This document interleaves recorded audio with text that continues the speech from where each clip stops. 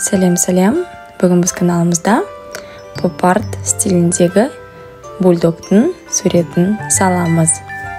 Ең алдымен осындай крестиктің суретін салып аламыз. Орта жағын слай бөліп, тұмсығын, иттің тұмсығы болады, яғни бұл салып, одан кейін мұрнына көшеміз. Жоғар жағындағы крестиктің бөлімін кішкене майыстырып, оны маңдайындағы сызыққа айналдырамыз. Орта жағындағы сызықты дәл солай қылып кішкене майыстырып, салып, оны иттің тұмсығына айналдырамыз. Яғни аузы және де егін осылай бейнелейміз. Бет пішіні суретте шыға бастады. Бұл жерде мен артық сызық сызып қойдым. Бұны сіздер сызбаңыздар. Кейіннен өшіретін боламын. Енді тұмсығын аузының бөлімі. Бульдогтың негізі естеріңізге түсірсеңіздер, беттері салпиған болады. Сол салпиған суретін бетін бейнелеудеміз. Міне, жаңағы артық сызықты өшіріп тастадым. Енді көзі, маңдай бөлімін салуға кірістім. Орта жағында осындай кішкене ғана маңдайында сызығы болады. Кейіннен осы көлденең сызған сызыққа ақырындап көзін саламыз. Екі көзі түрлі пішінде қылып салсаңыздар да болады. Кейіннен көзінің айналасы. Естеріңізге түсірсеңіздер, ол жері бізде қара түс болып келеді. Бірақ бұл поп-арт стиліндегі сурет болғандықтан, оны қара түсті қылып салмаймыз. Түрлі түсті қылып бейнелейміз суретті. Енді басының бөлімін сала бастадық. Осылай ақырындап сызықтарды қосамыз. Кейіннен ақырындап артық жерлерін алып тастап, құлағын сала бастаймыз. Менде қағазым А5 форматында, сондықтан да кішкене суретім шектен тыс шығып кетті. Қалауларыңыз болса, оны А4 қағазыңызға немесе А3 қағазына да салсаңыз болады, үлкен етіп. Артық жерлерін, көзінің қиығын ақырындап ұзарттым. Жерде беті толықтау сияқты артық бетін массасын алып тастадым.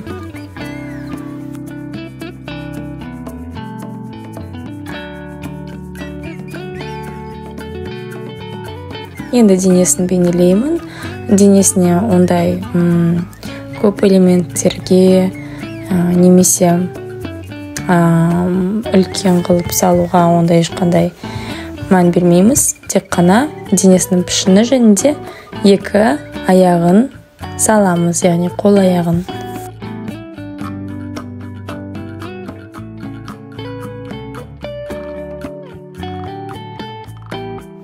Құйрығын салуға ұмытпаңыздар. Артқы бөлімінде, артқы фонда иттің құйрығы бейнелену қажет. Манадан бері қарап отырып, көзінің біртүрлі үйлеспейтінін байқадым. Сондықтан да көзін қайта салуға кірістім.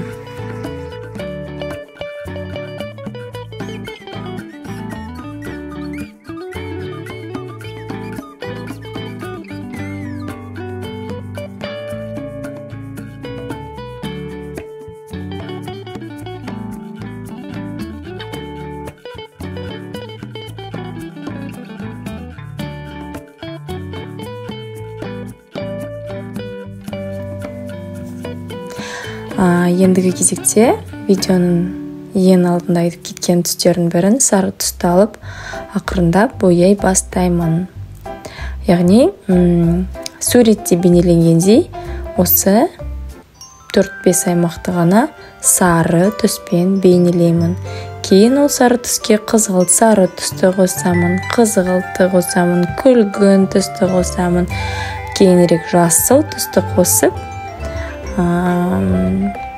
және қызғылт түсті де қосу арқылы бұл суретті мәнді етіп бояймыз.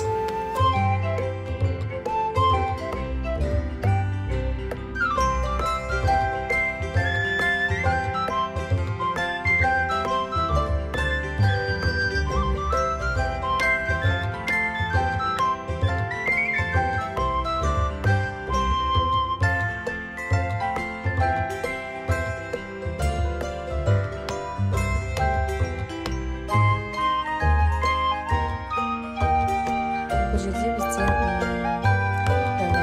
поп-арт стилінің мағынасы суретіміздің дөңес жерін жылы қанды түстермен бояп, ал дөңес емес жерлерін салқын түсті бояулармен бояу. Яғни салқын түс дегеніміз бізде көк, қара, күлгін, жасыл мысалға.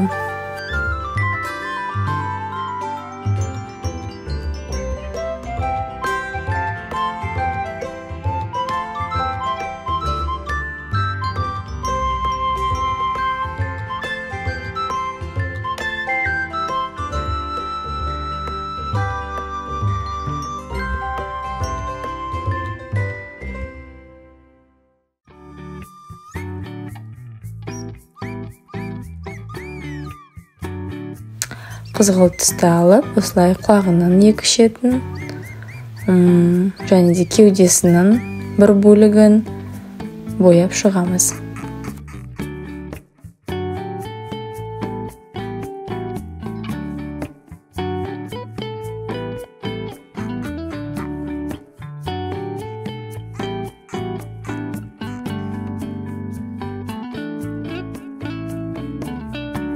Бұл жерде бізде ең алдымен түстердің барлығын көру үшін еттің артқы фонын бояп алуымыз қажет. Артқы фонды біз қара түспен бояп шығамыз. Сол кезде қандай түстердің жетіспей тұрғаны көзге анық көрінеді.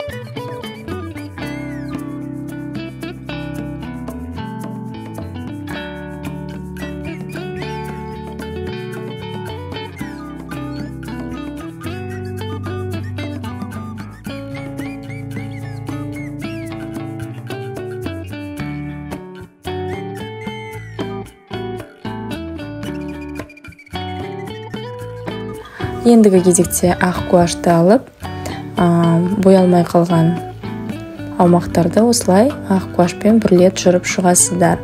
Сол кезде бояуымыздың басқаша, боялған кезде басқаша көрінетінін байқайсыз.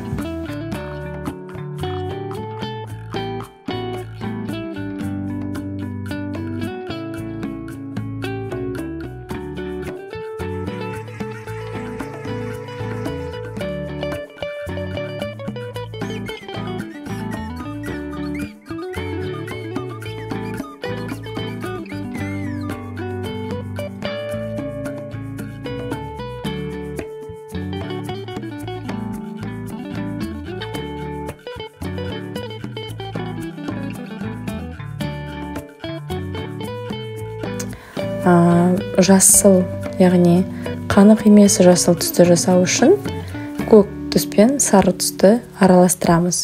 Сол кезде бізде жасыл түс шығады. Сол жасыл түс арқылы күшігіміздің беттің бөлімін, яғни шекесін, дене бөлімін, көзінің астындағы аймақтарды бояп шығамыз.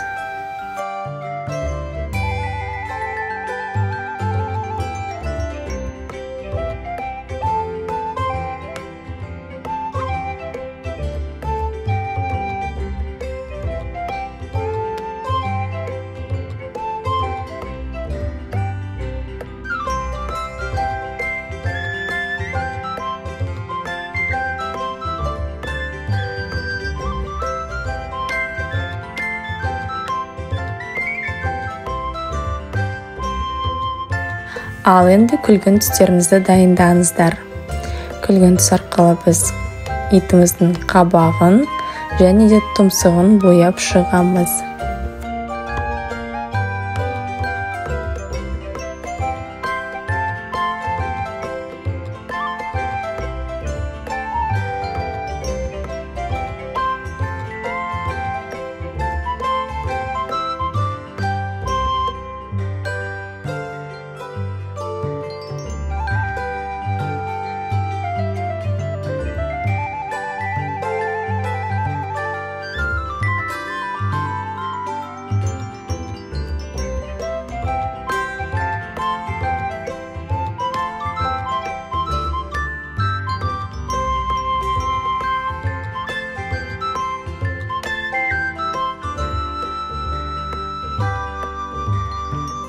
Құлағының ішкі бөлімінде бояп шығамыз, және де осы күлгін түс арқылы иттің денесінің бір бөлімін шамалы бояп шығамыз. Яғни астыңғы бөлімнен осындай кішкентай ғана сызық жүргізіп шығамыз.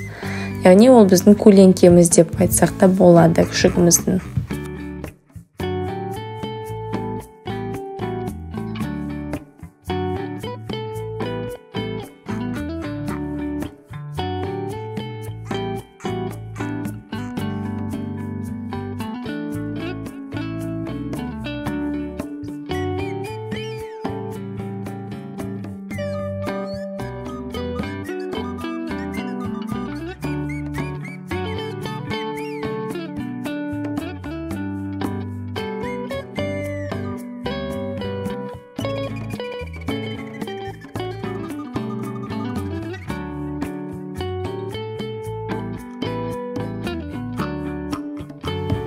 Енді көк түсімізді аламыз, қанық көк түсімізді.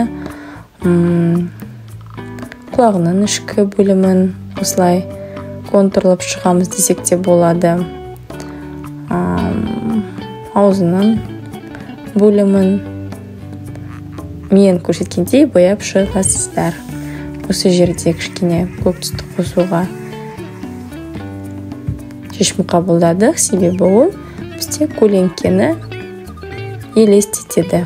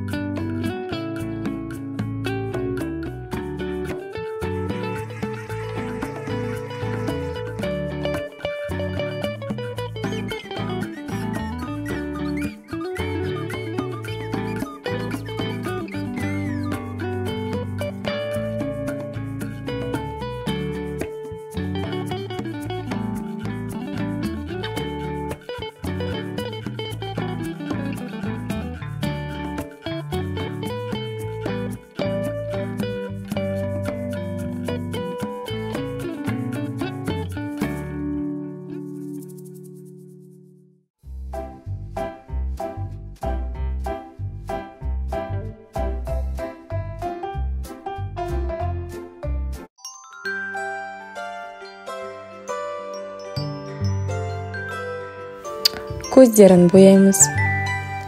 Көзін қанық қара түспен бояп шығамыз. Және де мұрнын қанық қара түспен бояп шығамыз.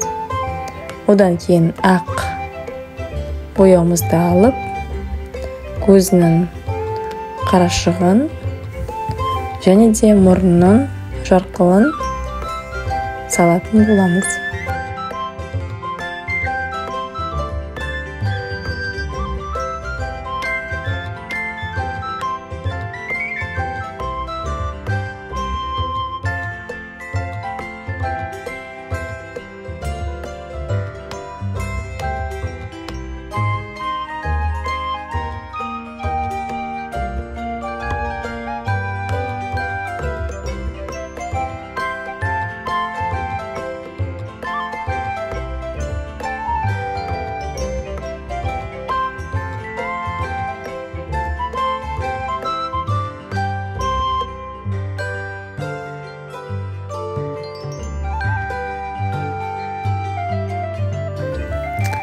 Және де айта кетерлік жайт, мұрнның тұмсығын астыңғы бөлімін барлық контурингі астында қалғандықтан, яғни қарындашпен сурет салған астында қалғандықтан, оны кішкене ғана жіңішке кисточкамызды алып, қара түспен тұмсығының контурингін жасап жібереміз, көзге анық-қанық түсу үшін.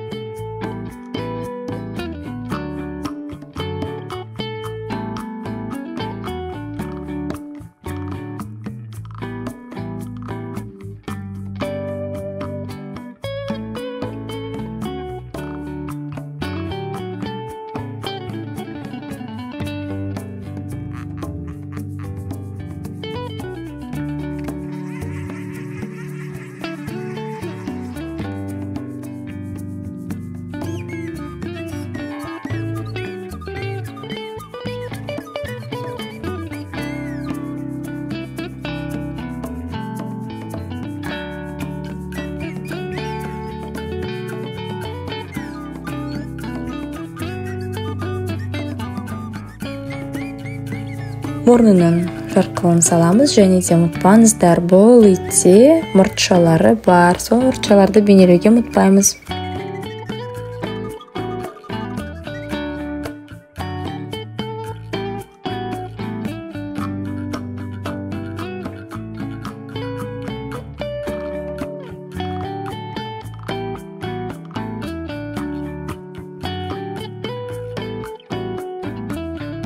Ал ендігі кезекте суретімізді бір қарап, қай жерде қандай түс жетіспей тұрғанын байқап, кейбір жерлерге түстерді қоса бастадым. Қабағының ортасына қызғылт түс, тұмсығына сары түс, яғни оның дөңес екенін көрсету үшін осылай коррекция жасап шықтым.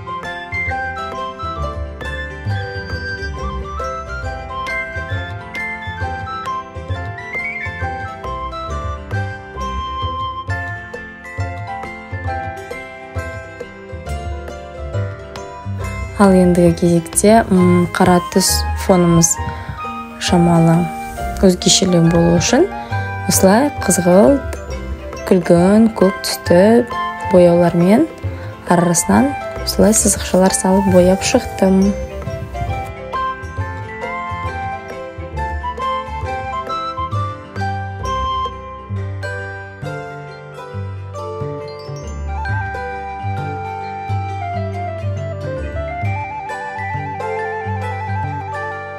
Міне суретіміздің соңғы элементтеріне жақындап қалдық. Біздермен бірге сурет салып үйренгім келсе, каналымызға тіркеліп, лайк басуды ұмытпа.